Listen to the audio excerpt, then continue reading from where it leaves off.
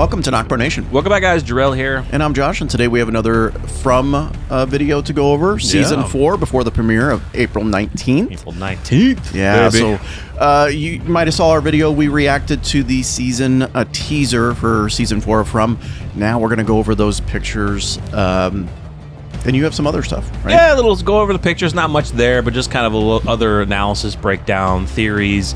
We don't get into too much theories and stuff because we want to go in just plain-eyed, wide-eyed, raw, whatever you want to call it, to not be spoiled. But well, not to mention as soon as you think soon as you think you know From, yeah, you don't. So, some of the stuff we're talking about is just some theories, some things that I've read, just kind of overall analysis of what could be happening in season 4 and overall about what the town is in From. So to start, we'll just go off of the synopsis that's been released. So in season 4, the closer the residents of town get to the answers they seek, the most terrifying their search becomes. Who is the man in yellow, and what does he want? Will Jade and Tabitha's revelation be the key to finally going home? How much longer can Boyd hold the town together, even as his body and mind are falling apart? Damn. And what role will the town's most recent arrival play in the events to come? So there's new arrivals coming. Season 4 will open doors that some in town will end up wishing had remained closed. So that's really cool. So, getting into the pictures, we kind of start with Sarah here, which is good to see her. She took a big role in last season. Unfortunately, not sure if I can say this word on YouTube if we get copyrighted or not, but the T word, Elgin, torturing. Oh, like the T word. Yeah, well, YouTube's copyrighted with the words. Yeah, but I'm like, when you say T word, I'm like, something bad. Yeah, well, I mean, torturing's bad. Torturing's bad, but yeah. The bad word. I know what you mean. Yeah. So, like the R word. The R word. Yeah, exactly. Yeah. So taking that initiative, so Boyd wouldn't have to. Since Boyd is seen as the leader, and people don't want to say, "Oh, if we do something really bad, Boyd's going to do this to us." So she's like, "I'll just do it because people think I'm insane anyway." But I'm excited to know more about what her story is going to be, and we'll get into something later that we'll talk about. We briefly talked about this. I think it might have been like our season 3 finale, overview. She completely, in my eyes, redeemed herself just with that action. She did. Of Elgin, well, even before that, I think. I know she did before, but sure. that, for me, cemented, okay, she's badass. She's an awesome character. Yeah. I really like her again. Yeah, she's not being controlled anymore. Well, in a sense, it just hasn't come back. True. Yeah, we don't know. We don't know. Yeah. I mean, they're still communicating with her, or she can actually sense them when she gets maybe closer to the towers or whatever. But yeah, we'll see. I'll go back to that. What are they looking at? See, I thought it was. Is that the pool? I thought it was the pool, but we've already gotten past that. So this might be something else, or it could be something else in the pool. Maybe somebody else tried to go through the tree and they ended up in another spot. They wouldn't do that again, though. No, probably not, because it'd be kind of But this fence, this does look like the pool because I think it's around this fence. The pool is, and that's a new character behind her, or just an extra that they. Well, there's another character that we do see in the trailer. I'm not sure if it's her because the other one's wearing glasses, but it could just be another. There's so many people in this town we haven't really met. Yeah. We don't know who. But to me, it looks like they are literally looking down into the pool. Mm-hmm. They're looking at something. Dude. So something else happened. Yeah. So knowledge, we get to see this. Now, we don't know if this is, I think you asked this in the teaser. I did. Is this written somewhere in a shed, or is this just for the teaser and the theme of the trailer? Well, theme of the season. Yeah, what I meant by that was, yes, is it the theme of the season and they're just doing that for the teaser, or is this literally written for our characters to see? To find. Yeah. Ooh, that'd be cool if this is, I know they show in the trailer this is written in on the same place, but it'd be cool if it's spread out across the town and they find it and then they put the words together. Yeah. They get Jade and be like, "Oh, guys, this is so fucking easy." That'd be cool.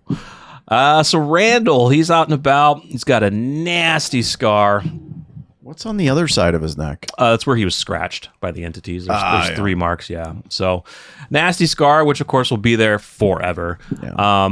can't wait to find more. You know, he's dealing, I think, with hopefully maybe he's dealing with you know, he was going to try to lobotomize himself last season because of the cicadas are in his head still. Again, we haven't seen much of Marielle. She did reveal to Christy that she's not doing well, but she hasn't really given details as to what she's been going through since that event. Julie and Randall we've seen those two openly have problems, but Marielle, she's been kind of quiet. Yeah. So and here's another thing too. Like Julie's the only one that's gone back to that place and found out that she can now time warp. story walk. That's the term that I've heard that I like. The question is, will he find out? Right. Will he do the same thing? Will he at least try it? And what is he going to be trying to change? Yeah. Right. If possible. Yeah. Knowledge comes. See, it's still the same spot. See the wood plank. Okay. Yeah, so it's in the same area. So I think this might just be for the trailer. Yeah. So we got good old Boyd here. Still wears the suit that's torn up. I mean, they don't have a lot of clothes there, so you can't really complain. But yeah, I don't know. Maybe this is after he's ringing the bell for people to come home and something happens. Again, during the short synopsis of what you had read, it was referenced that Boyd is trying to keep the town together, which he always does. But it did reference his debilitating condition. Yeah. And we don't know his sickness. We're assuming it's Parkinson's because I believe his father had it. Now, I don't believe, and correct us if we're wrong, and people, think it's hereditary. I don't think it's hereditary. Yeah. I don't think it's something he even said that. Yeah, it's nothing you can pass down. So we don't know if it's maybe some type of PTSD kicking in, if it's some nerve degeneration that's kicking in, maybe some other form of cancer that we don't know. To me, it's not a big focal point of the story, but they've given it to us, so we're kind of still wondering, what does he have? I mean, it's our main character. It's our main character. They haven't really... So it's big. It's big. We've only seen like maybe certain times where he's shaking and things, but at that time he was shaking because he had the stuff in his blood. Why I'm bringing this up is like, are we going to see it? One, are we going to see it getting worse? All right. And two, like I always thought that they were going to kind of close that up. Like meaning, oh no, this was just PTSD. Like this, you don't have this. I guess there's no way to verify that. Right. But I didn't think we were going to continue on with that because I thought it was just kind of one of those things that the show does for like the main character, like to scare the audience that, oh, he's in peril, like, you know, but they end up being okay. Yeah, his decisions could be compromised because of apparently something. not. Yeah, apparently not. So, and it worries me because like Boyd's the shit, right? Boyd is awesome. Yeah, we'll see. Yes. I like this dude. I do too. Where is he? I like him a lot. It's hard to tell. It could be somewhere around the colony house or maybe Victor's trailer. Don't know. But it's more out in the open and not fully in the woods. So, yeah. He's got a longer beard, turning gray. So he's stressed out, trying to, fix everything. Knowledge comes at a cost. That's huge because even with the synopsis, they kind of reference that new people are coming into town and maybe someone else is a key part of this, and we'll get into this in the further discussion, but knowledge comes at a cost, and it actually does. Things are happening. They're trying to come up with the truths, and certain things are happening. Now, they could be referencing knowledge comes at a cost, meaning, they did try to kill an entity, which Boyd then saw the smiling man was reborn. They cannot die. So does that come at a cost? Well, it could come at a cost because Boyd witnessed that. We don't know if the other entities knew he was there, but now the entities are probably like, all right, they're getting closer. We have to step up our game to push them back. Yeah. Yeah, and I think I referenced this in our previous video too. Like, I always go back to, like, there was an event that literally wiped out almost the entire town except for Victor. And my question is Christopher was part of that. And Christopher found out from the doll what this was all about, and then I don't know if that kind of chronologically followed each other, but like could that be the case? Like, is knowledge coming at a cost because they've gotten too much knowledge? They know what's going on now, and is there going to be another huge event that are we going to see a mass killing event? Yeah, kind of like, and I'll wait till after this to talk about. It's kind of another discussion. Is basically kind of like how certain cycles are happening, and is this you get to a certain point, they wipe you out, and they start over again. Yeah. So then we got Julie here. Again, further discussion here in a little bit, but I think Julie has really climbed the ranks as like one of the most important characters because that she can potentially story walk. If she can travel through time and attempt to try to change events, even though Ethan was like, well, you're a story walker, you can't change anything, you can only view it. But Julie might try to do it, but I do think that her importance is climbing to the top of the list. I think the death of her father is going to cause her not to accept what Ethan is telling her. And she is going to actively try. And we saw that. We saw it at the end of season 3. She was trying to warn her dad to get out of there. That was past Julie coming to the future. No, future Julie coming to the past. Yeah. Sorry. Warning her father. And so she's trying to stop that event. She's not, she understands Ethan, but she doesn't believe what Ethan's saying. Yeah. And I think that we're going to see her continue to try once she finds out her father died. Yeah, for sure. And we got Tabitha, who is another very important character who her and Jade, figured out the truth as to, who the Akui kids are, who they are. And I kind of referenced it in our last video that they are what I've heard the term is spiritual successors to the previous people who have attempted this, that have been doing this over hundreds of years. I wouldn't say reincarnation. I think they're just the spiritual successor. I'll give examples of that when we get into a little bit later. But is this when she finds out? About you mentioned that. Is this where she finds out? Because in the tease you see her running out of the house. Yeah. And is it she finds out that Jim is dead? Well, first she had to have heard it in the house to come out.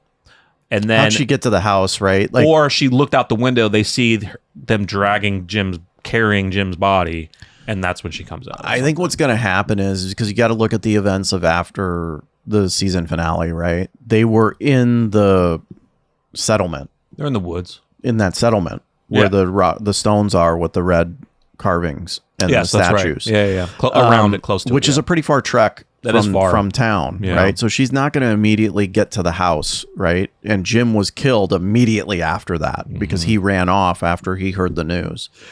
I think they get home and Jim's not there. Jim's missing. And I think later on in the episode, she finds out. Yeah. It's going to be brutal. Got to be the case. It's going to be brutal. Definitely want to see more with Victor. His father is great. It's a good dynamic, but I definitely want to see more. Victor knows more. I believe he knows more than what we've gotten so far, but it's but I like that we're getting breadcrumbs because of the character of Victor.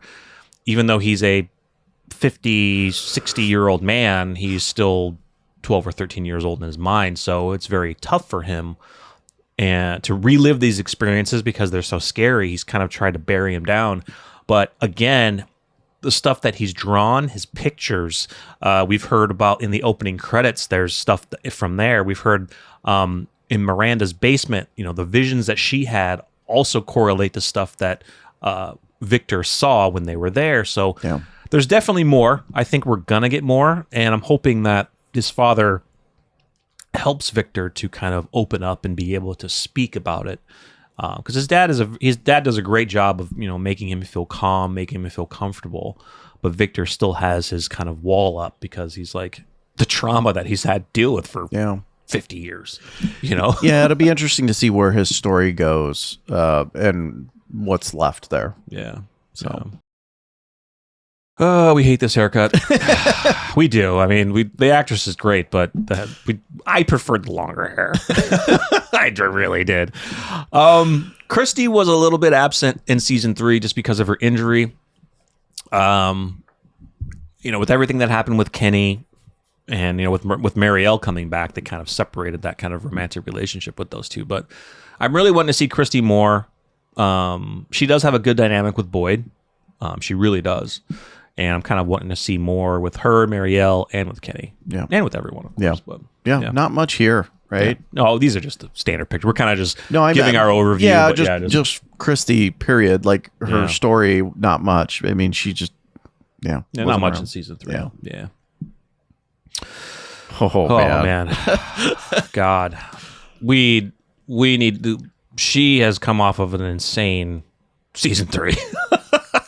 Giving birth to Smiling Man. One of the just... I mean, this character's been through... A lot. Yeah. This will be interesting, right? Knowledge comes at a cost. She has probably the most knowledge at this point. She's got a lot. One of them. A piece of it, yeah. A big piece of it. She advised our characters on what was happening, right? So, yeah. So this girl, it's very interesting that, with certain side characters, they're in the background. Like our first picture with Sarah, there's side characters in the back, kind of blurred out. This is somebody who's made the teaser, and this is interesting because, like you even pointed out in the teaser, I'm not sure if she's drawing these or these are from someone else, but kind of like counting the days. But maybe she's a newcomer who... I don't want to say it right now, but what we'll be talking about is who were the previous spiritual ancestors through the ages. Is she somebody that's going to be a spiritual ancestor of someone we haven't met yet, an entity that we haven't met yet, or something to that fashion? Because it seems like we'll be talking about are certain characters spiritual ancestors of before. Yes, we know of Tabitha and Jade, but are there more? We'll get into that a little bit. What strikes me about this photo is she's of Christian faith. By the way that she's praying, and looks like a cross, and the Bible there with a cross on it. Is this any way connected to Father Khatri, because he was also of Christian faith? So that will be interesting. Well, you could say, she has dirty blonde hair. Father Khatri was dark hair. We don't know about his wife, if he had one. If he's a priest, he wouldn't have. If he was a priest, he wouldn't have, yeah. If he was a Catholic priest. If true Catholic priest, then correct. No. Yeah. Yep. Unless he was a priest, but he broke the line a little bit and was like, well, I could marry, right? I don't know. I don't know how that all works, but... It doesn't. If you're a Catholic priest, you can never marry. Correct. Okay, interesting. They devote themselves to God. Correct. Right. Okay, that makes sense. Yeah. Kind of like nuns. They devote themselves and never take. So no, there are other Christian faiths that allow that. Yeah. And that's what I'm saying. I don't know. It's never been told if Father Khatri was Catholic. Whatever. True. Right. All I'm saying here is that she's praying. She's of Christian faith. Is it related to Father Khatri? Right. Same parish. That'd be interesting. That would be interesting. Maybe she's related to him somehow, like, I don't know, a niece or something. Maybe she is a nun. She could be a nun. Maybe she not was in her attire. Yeah, maybe she was starting to become her. I mean, not sure, but who is this character? Because they got a spot in the teaser outside of our main characters. We're like, who the hell is this? Yeah. And we don't know if it's the girl standing by the pool or not. Like Josh mentioned, because she wasn't wearing glasses, but maybe she doesn't wear them all the time. I don't know. Maybe she has them on for reading. That's it. I'm curious to know, since she's of faith, like what her take is going to be on all of this, right? Because we haven't had a lot of that. I mean, they haven't really gone too far in the religious aspect of it. We knew that Father Khatri, we got that part of it, but he wasn't always to say this is happening because of God. Father Khatri understood what was going on around him. He did. He was using more of the religious what did he say to bring people hope and keep people calm. What did he say towards the end, though? When he was talking about Sarah, that she was a sign of something. Yeah, he did say something about that. It's escaping my memory, but she was a sign of something during something 7 books. Yeah, he was referencing something religious. I could be wrong on the number, but anyway, like yeah, I don't know. It'll be interesting to see, you know, you guys know what we're talking about. Yeah, I'm sure they do. I have a terrible memory. But yeah, like I said, it'll be interesting to see what her take is on all of this, being a woman of faith. And her role in all of this too. Yeah. Oh, so we got Ellis here. I want to see the dynamic between Ellis and Fatima after the events. Yeah. You know, after Fatima, you know, gave birth, released, you know, the entity.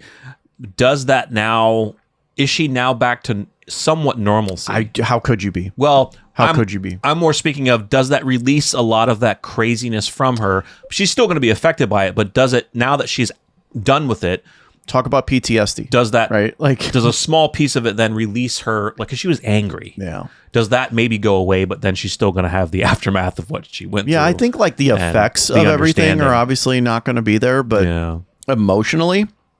But she got visions, though. She got stories. So what other information does she have that from this situation? That's the thing, right? Is she going to use that event as a catalyst to discover more and to want to know more about what happened to her and how it happened to her, right? That's probably it could be one of the most important questions of, how did this happen to me? How did I get, we know how did she get pregnant because of that? Or did it just magically happen? And she said she couldn't get pregnant. Sorry. No, you're good. She said she couldn't get pregnant. And they thought, of course, before they knew the truth, they thought it was a miracle. But no, this was all at the hands of entities. But how did that happen? Which that in and of itself has to just wreck your mind. Yeah. The other part of it is kind of the future discussions of when I mentioned, you know, who are the original characters and are some of our characters spiritual successors? Has this happened to others in the past? Have others tried to kill the entities and they go through that process of learning, oh, we can't kill them because they'll just be reborn. You know what I mean? Yeah. How has that happened over time? So it'd be good to know. How do you become one of them? You sacrifice your children. The entity, yes. So what Fatima told us, she said, is all the children that were killed were all the entities. They either were told or they learned that, okay, if we sacrifice our children, we will live forever and kind of escape this place. But of course, by doing that, they are now imprisoned forever as these entities. Yeah. I'm smiling because do you think there could ever be a scene where somebody makes it to town that has a child? Oh, God. That information is known because knowledge comes at a cost. Oh, you see how he's piecing it together, guys? And they try that? That'd be brutal. I wouldn't. Here's the thing. That's not a bad theory to think about because if somebody is that ruthless to try it and wants to live forever, yeah, I don't know. That's a good theory though. That's insane. That's insane. So this is an interesting one with Boyd. How this is looking, it looks like he is at the grave of his wife because I do remember tall grass. This hand coming out, you know, it looks a dead person. They're making it white, like Caucasian, whatever you want to call it. Maybe he's having a vision and it's his wife coming out of the grave. Yeah. I mean, he's already seen a vision of heard the voice of his wife, you know, previously when he was, I wouldn't say he was in the spider webs, but when they were traveling to the tower. So it's possible, you know, he's seeing a vision. Yeah. So, but it'd be interesting of what this vision is going to say. You know, if it says anything at all. I mean, it could just be a dream, a weird kind of thing. Or it is coming from underground. Maybe it's happening. Yeah. And the entities are underground. Mm-hmm. Yeah, that is maybe true. They're just messing with him. Yeah, they are messing with him for sure. Yeah. Oh, and then the end. He's waiting for this part. The man in yellow. We'll get into some discussion here soon about potential rumors of who he is. But very interesting. I like the actor they picked for this, and that the way that he talks is just so evil. You know, it's just, that line at the end of that teaser was so good. Yeah. So good. April 19th, guys, Josh's birthday. Can't wait for this. So let's get into some other discussion. So what we talked about, like Julie is a story walker, visiting different chapters. One mention that I want to mention here is, let's see, kind of getting into original characters. So like, well, actually story walking. So what other events do you think that she would try to go back to? Do you think that she would try to go back and prevent her mom from digging the hole in the house falling down? No, I mean... No, because there's no risk to any... Well, I mean, other than the people that died during that event. Right. But Tabitha wouldn't have gone down into the depths and learned more information, because that's where she met Victor. Yeah. Or Victor found her because he was exploring. But I'm wondering, like, does she go back? Does she go back further? Like, not just to save her dad. Does she go back? So when she went into the dungeon and saw, what was his name? Martin. That's kind of a story. And let me get into this part here. So when I'm mentioning stories, so in season 1, The Lighthouse, Tabitha's dream had a list of dates and years. Potentially, this could be a block of timelines, okay? So if you see this, it says 1506, 1609, that's a block. And as you can see, through the ages, there's different blocks. So I believe 1978 to present is what's going on right now. So could she go back? Because we've seen, a Civil War person. We saw kind of a pioneer type person. Yeah. So for her to learn more information, not just what happened to her dad, but could she go back to different times to see, okay, what were they doing? Yeah. Maybe she'll go back to the time where Victor's mom was alive, Miranda, Christopher. That's what I'm talking about, is like her story walking is, where else does she go? I think those are all written by the same person. I don't know, because the eights are different. The eights are different a little bit. Eights are a little bit similar. I was going to say it's kind of written like it was during that time, but 1506 would not have been written like that. No way. Probably not. No way. I don't know. I mean, anyway, I don't know. Yeah, it's a very interesting theory that you're saying that she can go to those blocks. Again, does it tie in at all with knowledge comes at a cost? I guess we need to know what Julie's mission is. Is she story walking to save her father, which I think is probably the primary motivation? Or is she also story walking to find out more information about the town? Yeah. I'm hoping both. We kind of already know that she's going to attempt to go back to, save Jim, which of course doesn't happen. But yeah, does she go back to either other points in time that she knows about, or how can she control it? That's the thing. Yeah. Another question I have is, like, does she initially find out, like, here's what I possibly might happen. We see her at the event of trying to save her father. Mm-hmm. And I think she understands, I'm guessing she understands after that event that it's impossible to prevent that. Unless she's tried it. Maybe she's tried it previous times before that, and that's her final straw. So, like, I can't do anything. Exactly. Yeah, right. Yeah. And she's tried several times and she can't. So maybe she decides, like, okay, what is another way that I can stop this event from happening? Mm-hmm. Can I go back to a previous event and stop, because what led up to that? They went to the town. They went to the old settlement.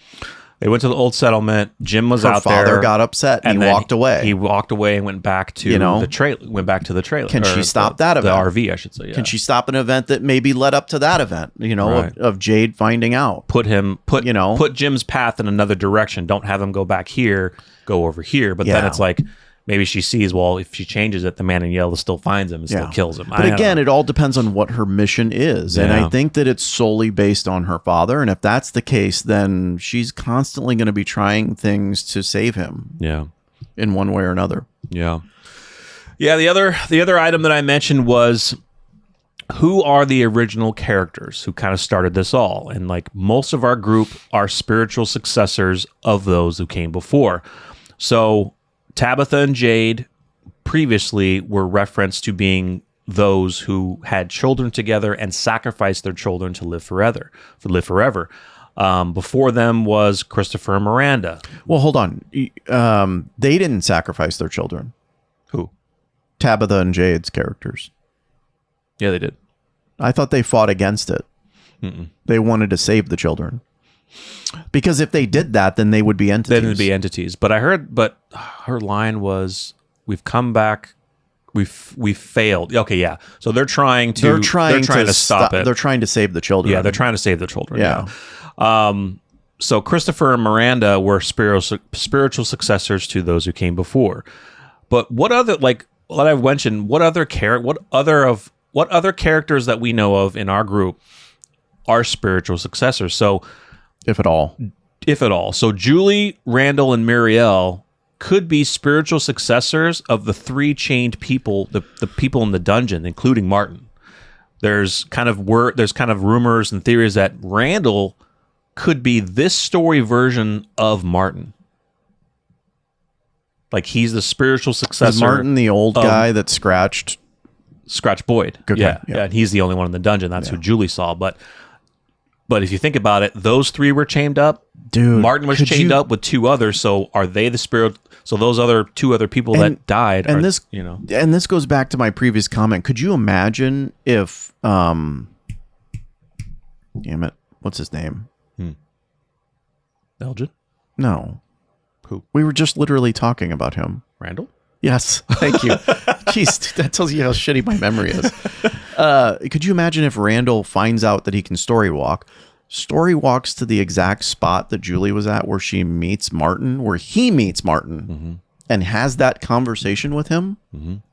That's insane. Yeah, that's what's cool. Yeah. But here's the thing. So like about the story walking. So when we saw Julie go into the dungeon and she threw the rope down, which was for Boyd, did she actually do that? Like, what if they made it look like that? Well, but to your point, what if Randall goes back? Yeah. Does he throw the rope down, or is he going back at a different time because Julie already did that for Boyd? Yeah. You know what I mean? What about Marielle? But also, that's a good point. Like Ethan saying that she can't change anything. She literally did by throwing the rope down. That caused Boyd to climb up. Was that a change or part of the thing? Dude, now. Oh, your mind like that. No, I understand. I absolutely understand your point because, like, by her throwing that rope down, was that a change or part of it? To me, I don't know if that's really. To me, it's a change. Like he would have never gone up if the rope wasn't there. The rope would not have gotten there if future Julie didn't throw it down. But there's 2 other people that could have done it. Randall and Marielle. You see how crazy it is? Yeah. It's crazy. Yeah. So it is a change, but then it's like, well, was it just part of the process? Like she didn't go back and to me, I'm thinking a change is you are significantly changing something to where the future events were changed because of that.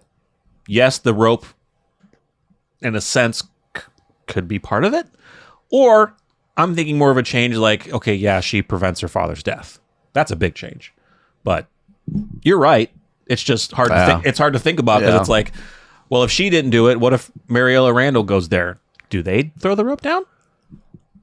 Like if none of them went there, then yeah, how would Boyd get out? Would he actually climb out? And we just don't see that version because Julie changed it. Yeah.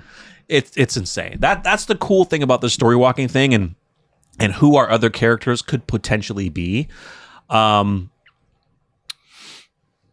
There's kind of, I heard a rumor or a theory about Elgin. Elgin had his eye taken out, right? When we saw a Civil War soldier, one of his eyes was bad.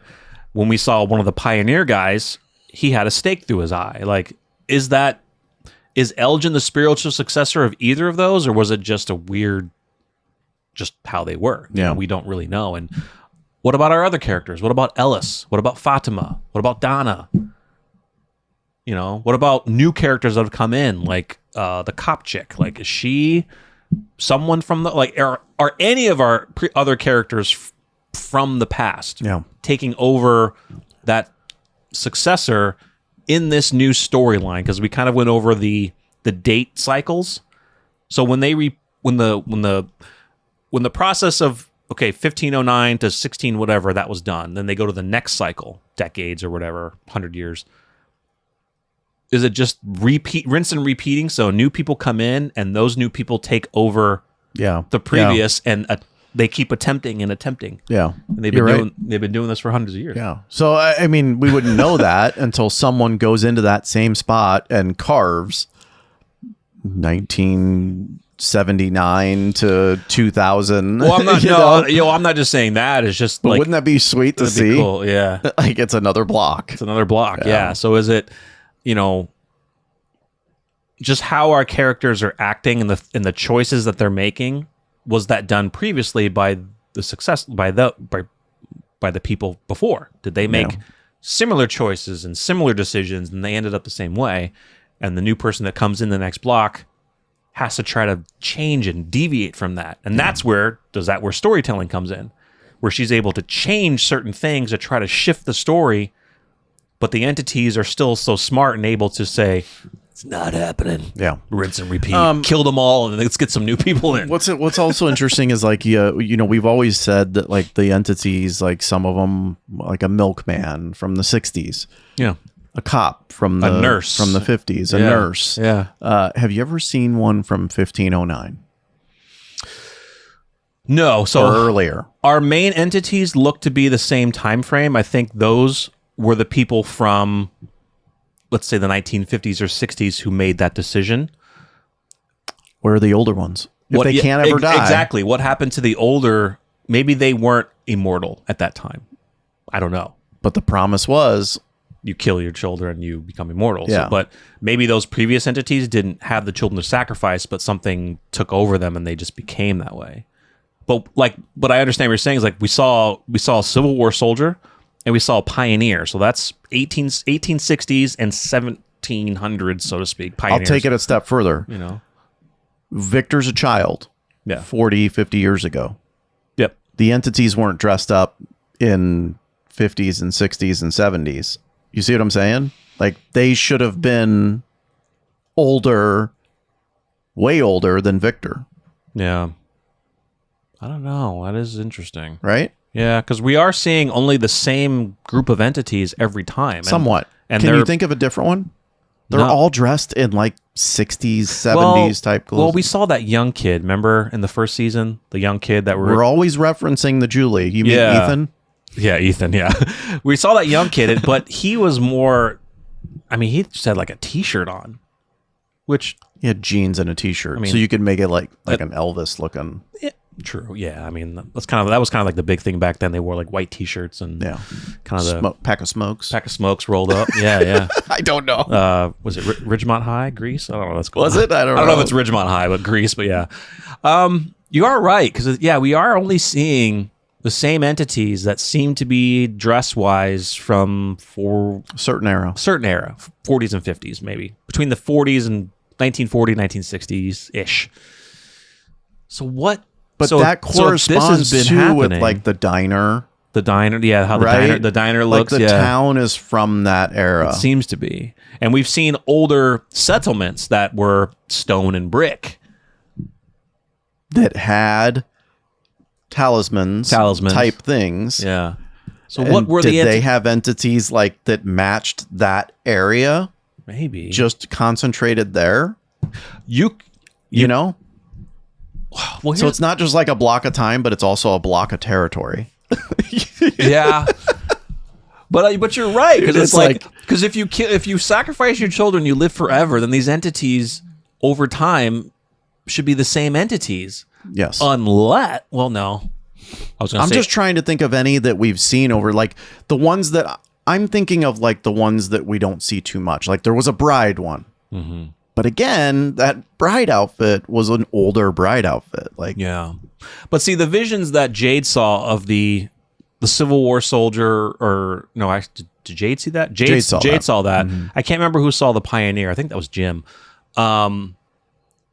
those were just like weird visions. Yeah. Those weren't Those that was entities. that was in the daytime. Yeah. And we know that entities cannot walk in daylight except for the man in yellow.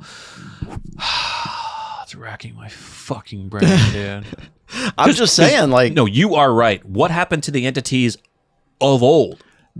and so that And kind where of, are they? again, it kind of goes back to like knowledge comes at a cost. So like, did someone figure out how to actually annihilate them? And the man in yellow stopped it and was like, I'm done. Wipe the slate clean.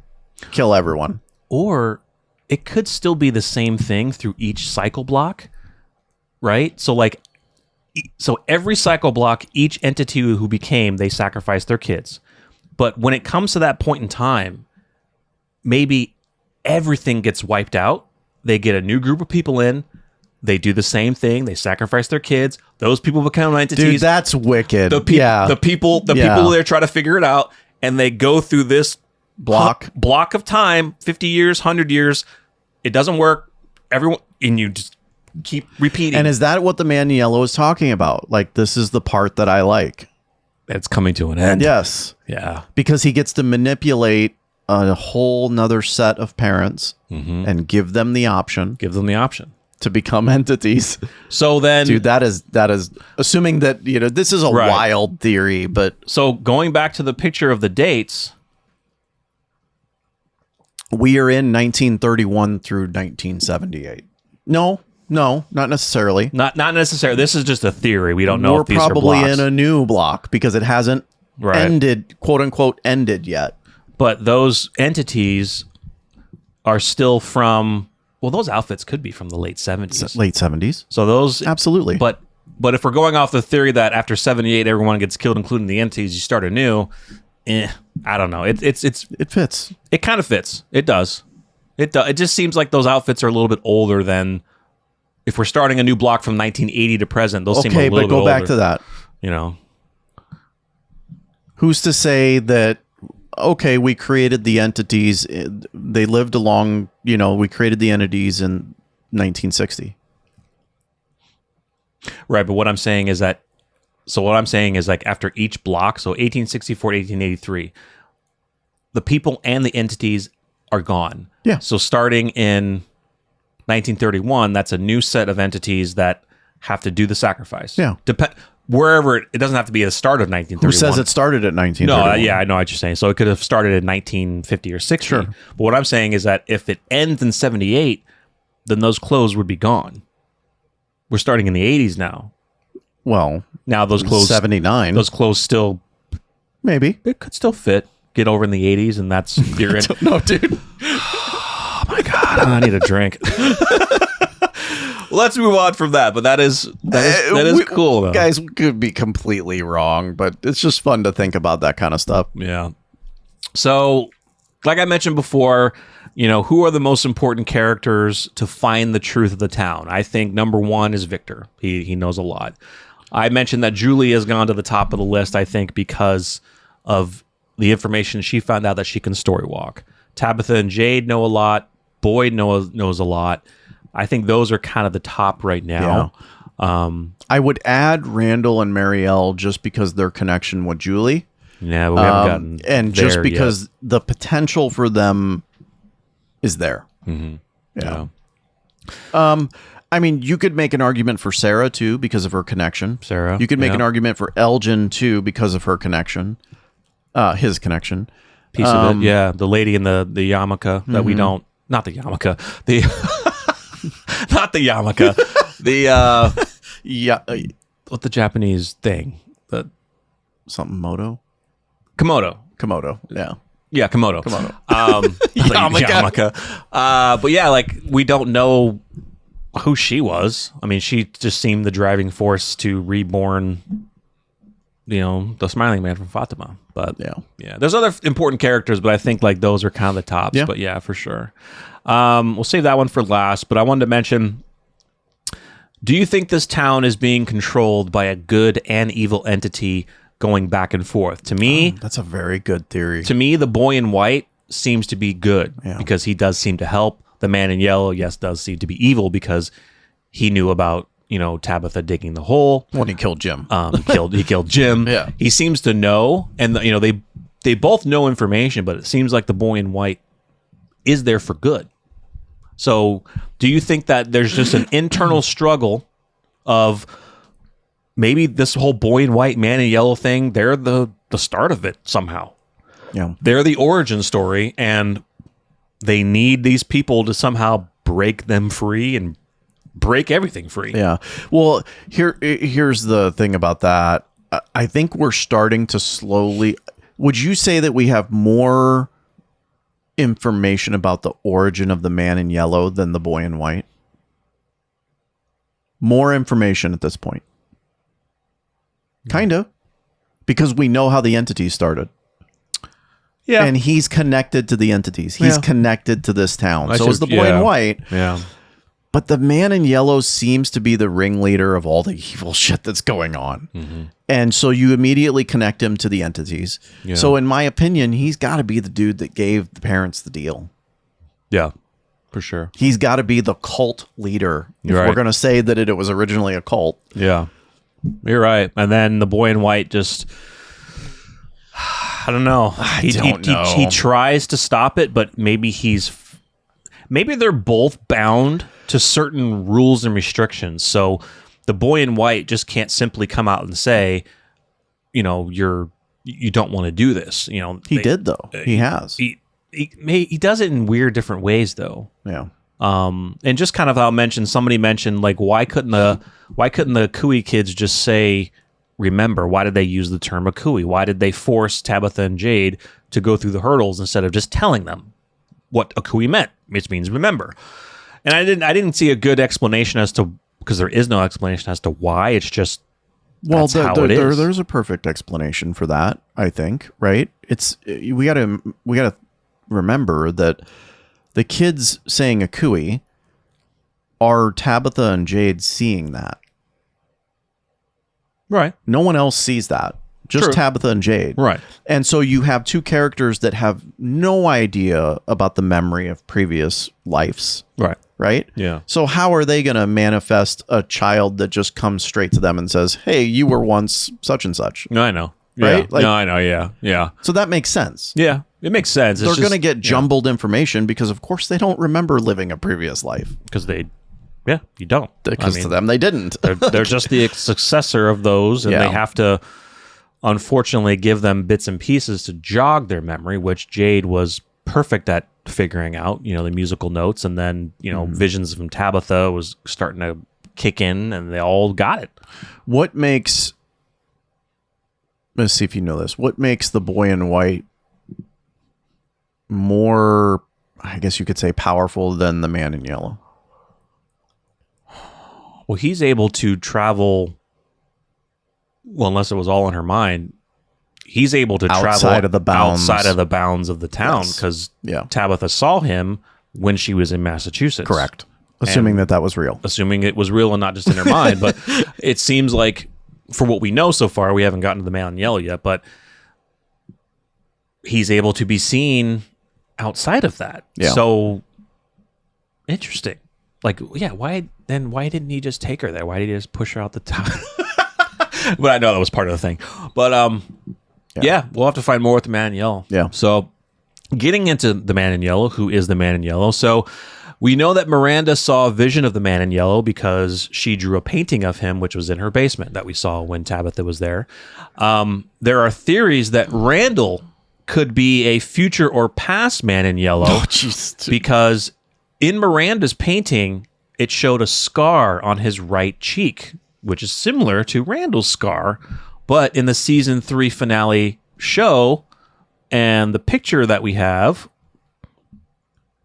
he has no scar. Yeah. So, I don't know. I don't think that's I don't know true. if that theory holds up, but it was kind of cool when you're like, oh, he has a scar. Randall has a scar. Is the man in yellow like the future version of himself that we haven't seen yet?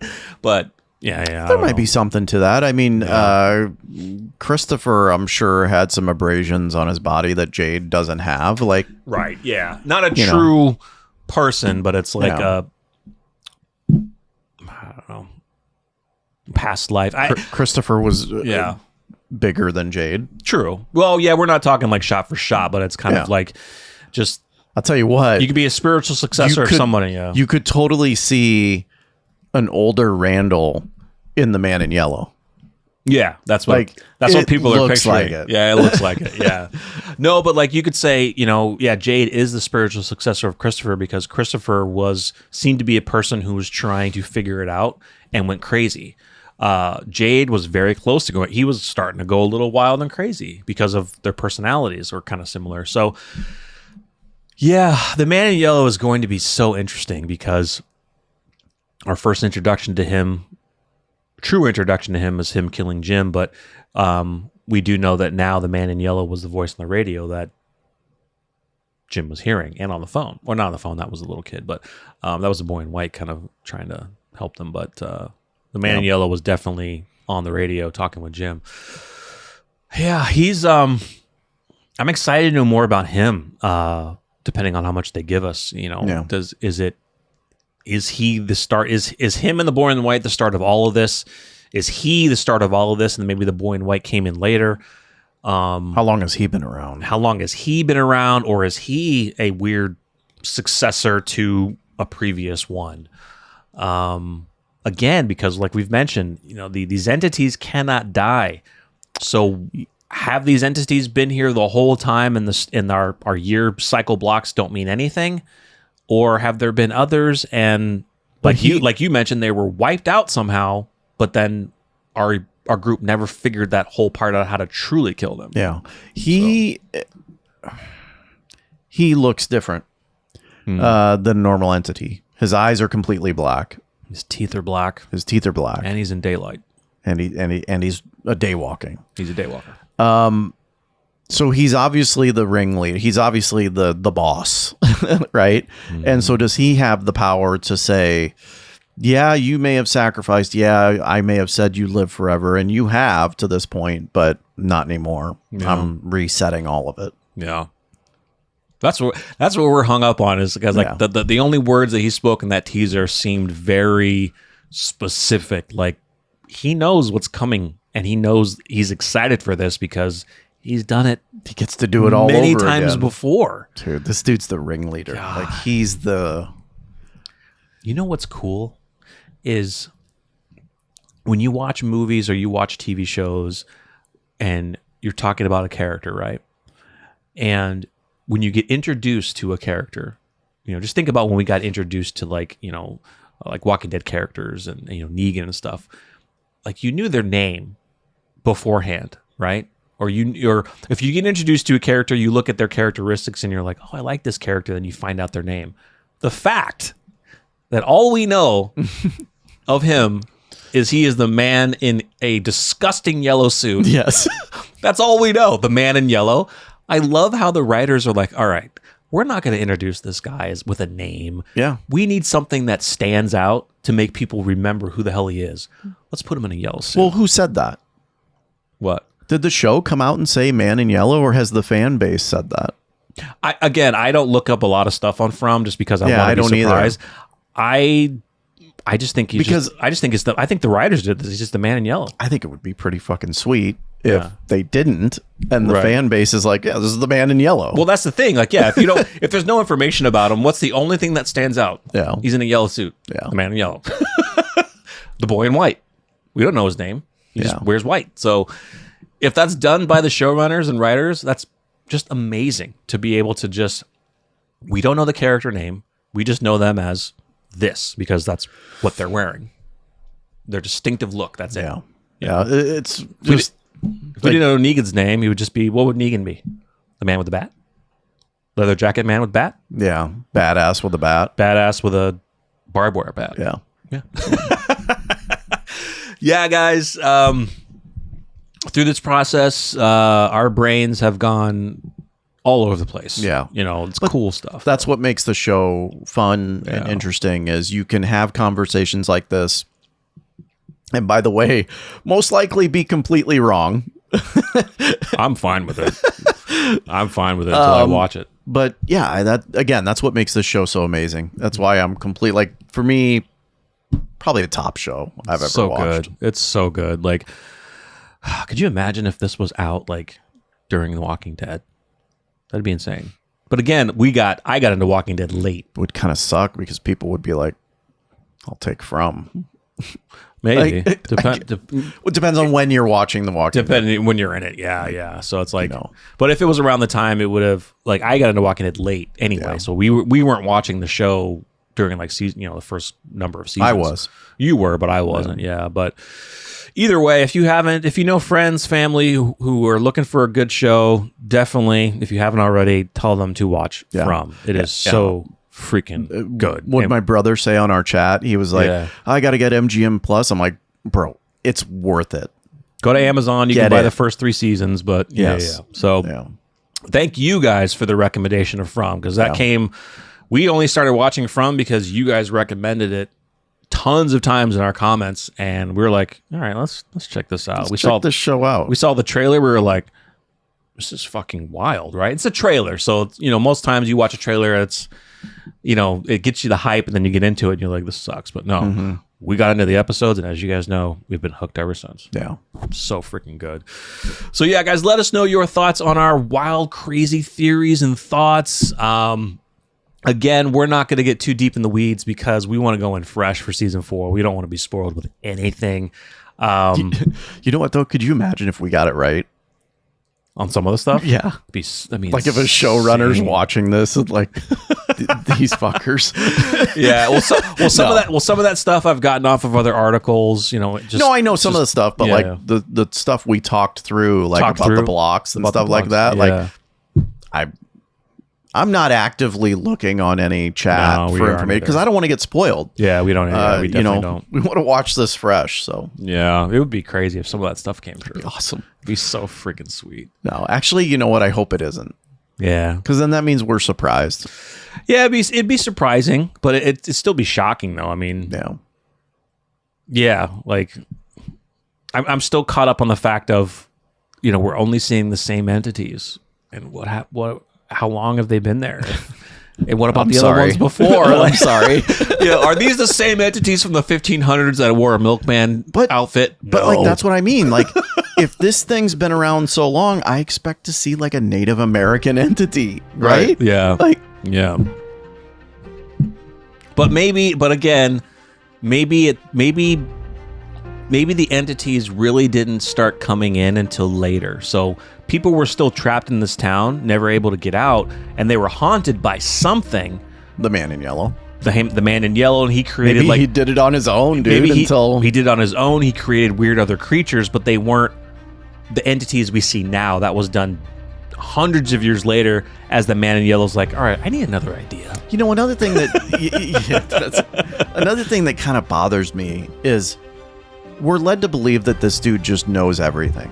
The Man in Yellow. We're led to believe it, yeah. Right? Well, we're led to believe that because he knew that Tabitha was digging the hole. Exactly. Yeah. So, answer me this. How did they survive then? Who they? Our survivors in the early days before the talismans. They hid. Okay. They hid in bushes. But he knows everything. Yeah. You think he let them live? Like he controls the entities? Like, okay, they're going to have this blind spot. They can't find people in a bush. Or he says, you're not killing them if you can't find them? That's a good question. Right? Yeah. Because if he knows everything, then it's like, well, if he knew that Tabitha was digging the hole, he could see it somehow, right? Exactly. So then he could see every single person hiding in a bush away from the entities, and they survive. Then when Boyd comes in, he finds these talismans, and these talismans restrict them from coming inside. Is that restriction do they though from the Man in Yellow, or the Man in Yellow's like, we'll play this game for now? Yeah, exactly. We'll play this game, which makes it even more odd and twisted. But well, no, it is true. Maybe we're thinking too much into this. Well, no, I don't know. It is true because I wouldn't say it's true. It's kind of true because the talismans only work when you're inside a building.